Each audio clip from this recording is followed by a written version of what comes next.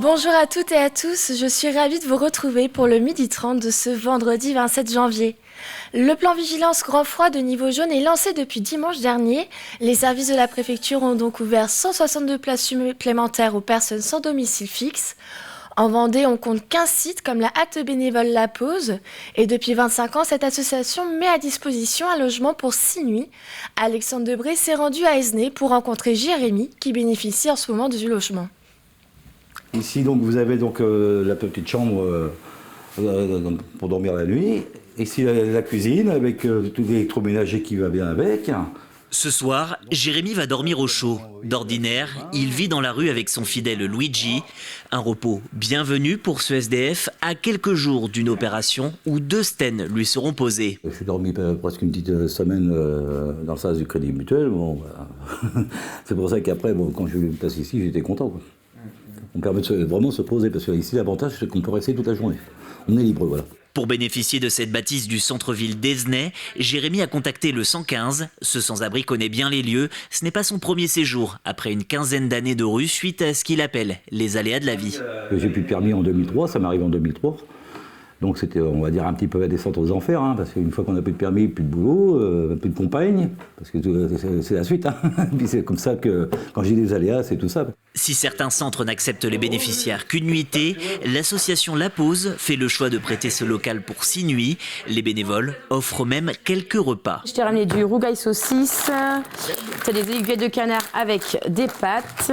La Pause propose également quelques coupons et bons d'achat pour la boucherie, la pizzeria, mais aussi le coiffeur voisin.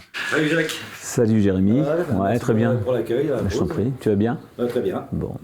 Jacques, c'est le président de l'association. Il échange avec des bénéficiaires pour récupérer quelques idées et informations afin d'être perpétuellement à jour. Les EPS, c'est sûr que c'est fermé.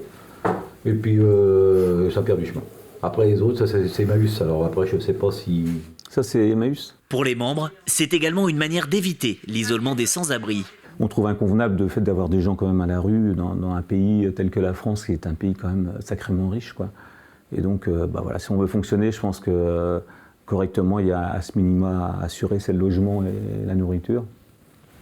Donc on espère un jour ou l'autre ne plus avoir à exister, très sincèrement. Tout comme Jérémy, plusieurs sans-abri font appel au service du 115.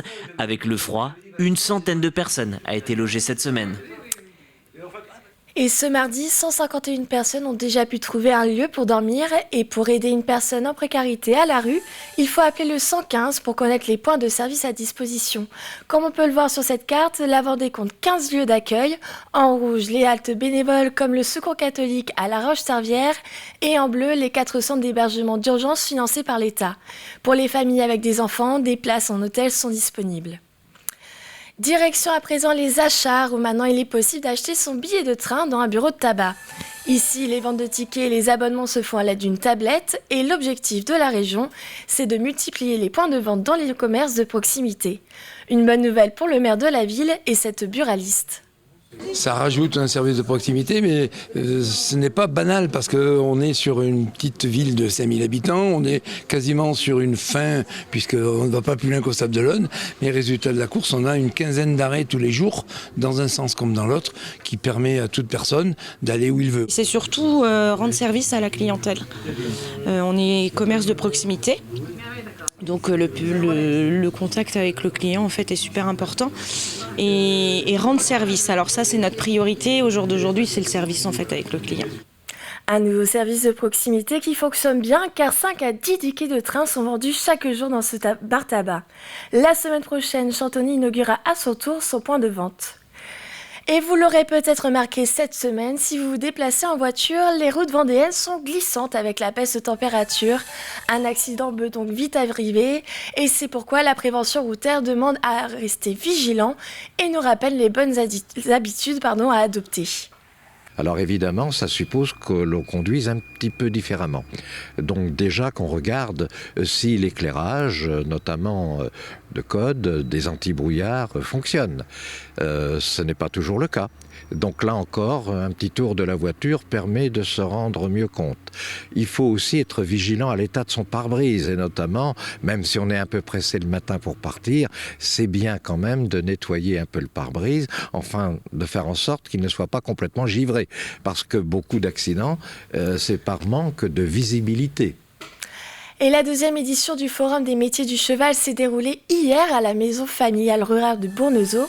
Au programme des tables rondes et des témoignages, les formations font face à une réforme des diplômes par le ministère de l'Agriculture.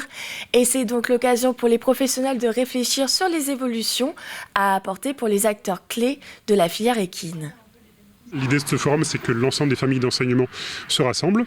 Donc à la fois les maisons familiales, la FASEC qui est spécialisée plutôt dans le domaine des courses, l'enseignement privé, l'enseignement public et tous les acteurs du coup de la formation puissent se regrouper et échanger sur ce qui fera la formation dans le domaine du cheval dans les prochaines années.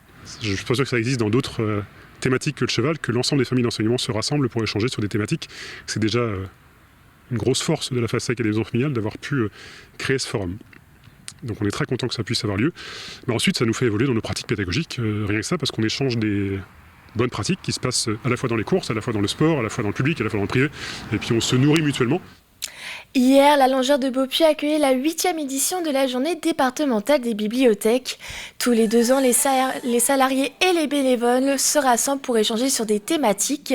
Cette année, le handicap était mis à l'honneur et cette journée permet d'améliorer l'accessibilité, mais aussi aux agents de mieux appréhender le public grâce à différentes initiatives et supports mis en place par le département.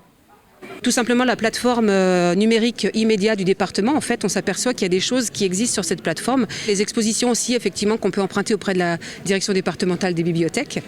Les différents supports aussi pour les collections, mettre à disposition des collections qui soient adaptées.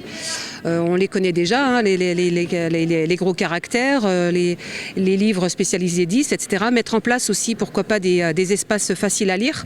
Bon, il faut un petit peu de temps, je pense, pour mettre en place ces dispositifs-là, mais ça existe ailleurs, donc je pense que ça peut s'imaginer assez facilement dans nos collectivités et nos médiathèques. Et on termine ce journal sur une bonne note avec la folle journée qui revient en région ce week-end pour ses battants.